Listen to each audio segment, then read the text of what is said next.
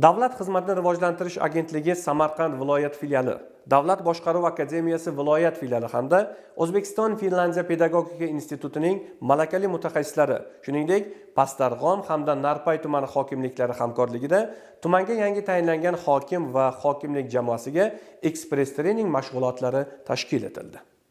Ma'lumki, O'zbekiston Respublikasining Davlat fuqarolik xizmati to'g'risidagi qonuniga muvofiq Davlat xizmatini rivojlantirish agentligi davlat fuqarolik xizmati sohasidagi maxsus vakolatli davlat organi hisoblanadi.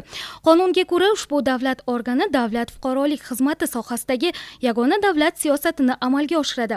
Shuningdek, kadrlarni boshqarish va inson resurslarini rivojlantirishning innovatsion usullarini joriy etish, davlat fuqarolik xizmati sohasidagi kadrlarni tayyorlash, shuningdek davlat fuqarolik xizmatchilarini qayta tayyorlash va malakasini oshirish, yangi kompetensiyalarni o'rganishga mas'ul etib belgilangan.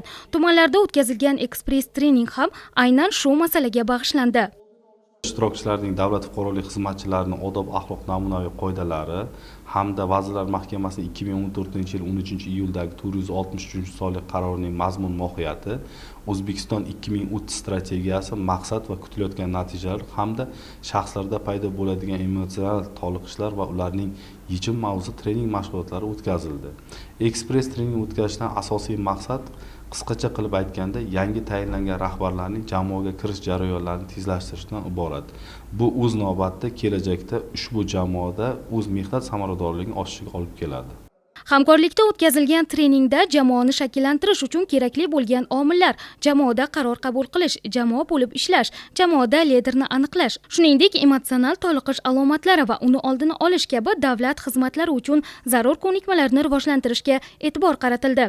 Ishtirokchilar treninglarda amaliy mashg'ulotlarni bajarish orqali o'zlariga kerakli bo'lgan ko'nikmalarni egallashlari uchun imkoniyat yaratildi.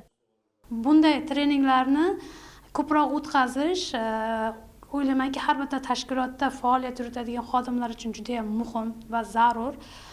Nima uchun desangiz, bu inson ruhiy kayfiyatini ko'tarib beradi, ruhiy muhitdagi sog'lomlik yaratib beradi. Shuning uchun qachonki muhitimizda sog'lom ruhiy holat bo'lsa, unda ish unumdorligi, ish samaradorligi yuqori bo'ladi. Shuning uchun har doim biz o'sha jamoadagi avvalambor iqlim, ya'ni samimiy bir ruhiy bir psixologik iqlimni yarata olishimiz kerak.